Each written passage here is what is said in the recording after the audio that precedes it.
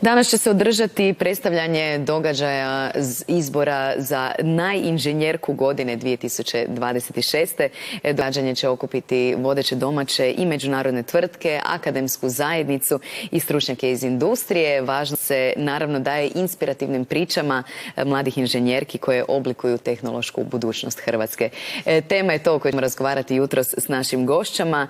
Nama se u studiju pridružila inženjerka godine za 2024. To je Lada Kovjanić. Dobro vam jutro. Dobro jutro. Hvala na pozivu. I Jelena Barukčić-Jelečević, voditeljica projekta inženjerka godine. Dobro jutro i vama i dobro nam došli. Pa možda bismo na početku rekli izabrana inženjerka za 2025. ali je postala mama. Tako da je sada kod kuće s djetetom. Tko je za 2025? Za 2025. je Anja Hula iz jednog našeg jednoroga iz tvrtke Infobip. Jelena, vratimo se malo na sam početak. Kako je cijeli ovaj projekt započeo? Započeli smo 2022. Naime, ovaj projekt već 8 godina postoji u Sloveniji. Tamo ga provodi naš partner Medijade i onda su nam prije 4 godine pristupili i rekli su da bi bilo sjajno da to napravimo i u Hrvatskoj. Pa smo krenuli 2023. godine sa prvim izborom. I evo, sada se spremamo za 4. izbor. I kakvi su dojmovi, kakve su reakcije u ovih nekoliko godina? Pa, to je jedan projekt, evo, mislim, to mi je najdraži projekt koji radim na svom poslu, sa jako puno srca i toliko jedna pozitivna priča da nas baš puni energijom, ja mislim, evo, sve nas koji smo uključeni u inicijativu. Kako ste se prijavili u ovaj izbor, jer znamo da vas može prijaviti šef, možete se prijaviti sami ili vas mogu kolege s posla prijaviti?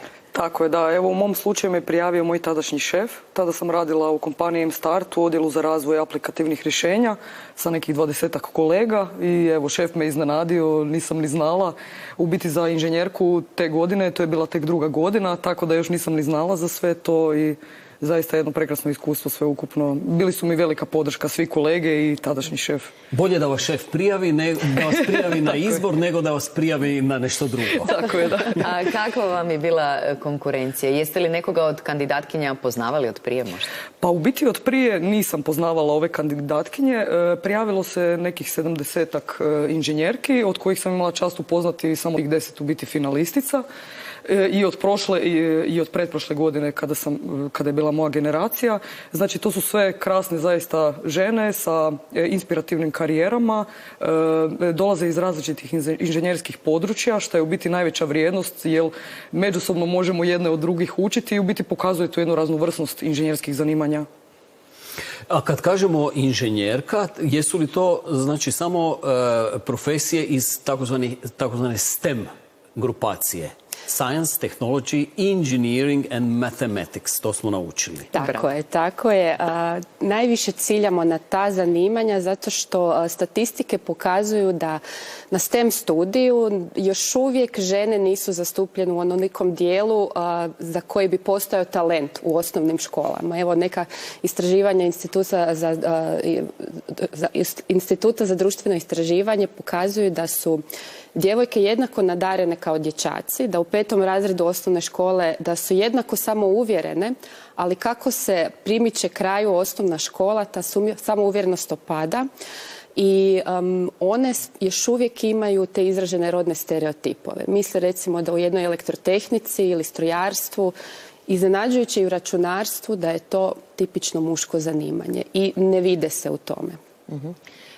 Koji su kriteriji u igri kada se gleda uopće izbor za inženjerku godine? Kada birate tko će ući u izbor?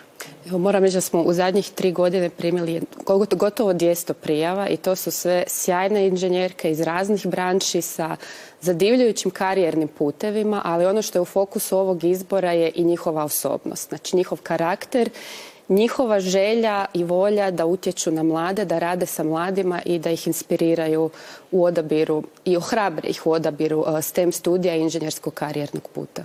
Evo vidite, upravo nastavno na ovu temu da se radi o stereotipima, jeste li vi oduvijek željeli biti inženjerka? Pa u biti jesam. Ja sam prvo trebala biti inženjerka građevine, pa sam kasnije promijenila zanimanje, ali od malih nogu sam nekako voljela gledati kako nešto funkcionira, pratila sam dokumentarce i slično i bolje su mi išli ti logički predmeti nego ovi koji se trebaju učiti na pamet, tako da me to nekako i odvelo u tom smjeru. A u smislu toga da ste trebali biti inženjerka građevine, je li to zato što su u obitelji? Ste imali roditelji ili netko iz obitelji je bio na tim poslovima ili ste vi sami u sebi znali da se želite time baviti? Pa ja sam u biti samo u sebi znala. Evo, imala sam i sreću da su me roditelji poticali da sama izaberem i srednju školu i fakultet. Oni su rekli mi ćemo ti biti podrška, pogledaj šta sve ima, pomoći ćemo ti šta ti treba, ali ti si ta koja bira svoju buduću karijeru. Moji roditelji nisu po struci inženjeri, djed mi je bio inženjer, tako da on mi je isto sigurno bio neka inspiracija. Zdrav roditeljski stav. Kakva su iskustva općenito inženjerki koji završe u vašim izborima? Jesu li kroz život imale podršku okoline?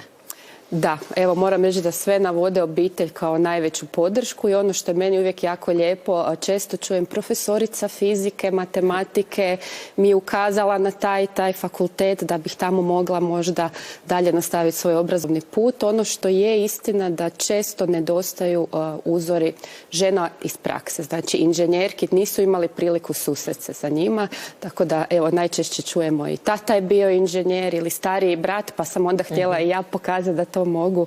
Evo, to su nekako najčešće priče naših inženjerki finalistica. Vi ste, znači, softverska razvojna inženjerka, a posebno ste zainteresirani za ekološki pristup životu i svijetu, odnosno vlastitom poslu. Na koji način? Pa evo, od kad sam bila mala, u biti imam jednu snažnu povezanost sa prirodom i sa životinjama. Jako ih volim. Puno životinja sam i spašavala, ranjene ptice, ježeve i slično. Tako da to je nešto što predstavlja veliki dio moje osobnosti i smatram da bi se svi na neki način u skladu sa svojim mogućnostima trebali pozabaviti problematikom zaštite okoliša, jer to je od izuzetne važnosti za sve nas.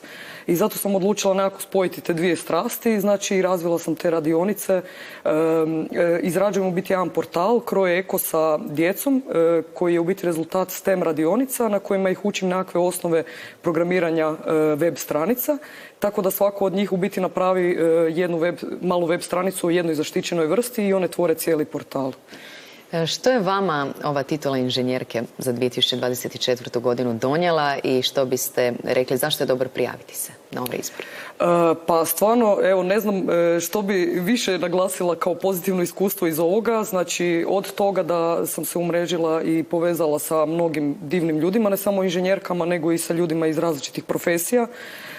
Znači, međusobno jedna drugima možemo biti velika inspiracija, a najljepši u biti dio svega toga su mi u biti ti posjeti školama, održavanje predavanja i radionica. Izuzetno mi je drago kad dobijem nekakvu povratnu informaciju, kad mi se učenici jave iza te radionice, neki nakon mjesec dana koji traže nekakav savjet sa neki programski jezik i slično, onda zaista vidite koliko je to korisno i koliko u biti djeci fali taj susret struke sa stručnjacima iz struke, da ih mogu pitati kako će njihovo zanimanje eventualno izgledati.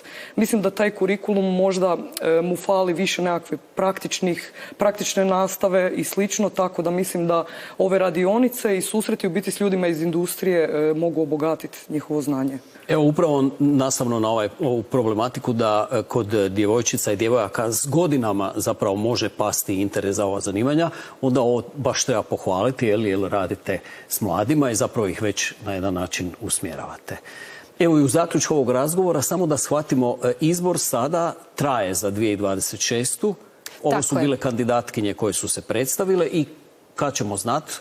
Ovako, izbor je danas, kreću zapravo prijave i mogu samo reći šefovi, obitelj, kolegice, inženjerki, svi mogu prijaviti svoje kandidatkinje. Prijave su otvorene do 4. ožujka. U travnju ćemo predstaviti naših 10 finalistica, a 12. svibnja imamo veliko proglašenje inženjerke godine. A gdje se mogu pronaći podaci kako se prijaviti na natječaj? Na našoj web stranici. Samo se treba ukucati inženjerka godine Hrvatska i onda ćete naći sve informacije. Eto, dobar je ovo poticaj i našim gledateljicama, njihovim šefovima, članovima obitelji koji smatraju da bi upravo one mogle ponijeti titulu inženjerke godine. Vama hvala na gostovanju i sretno s projektom. Hvala. Evo, baš smo lijepo zaokružili ovaj sat. Baš smo imali razgovore sve kao bombon. Kao bombone. Prvo korisne Nastavit će informacije se- za stanare i suvlasnike. Evo sada promocija STEM zanimanja za žene. Biće dobro i nakon vijesti. Ostanite uz nas.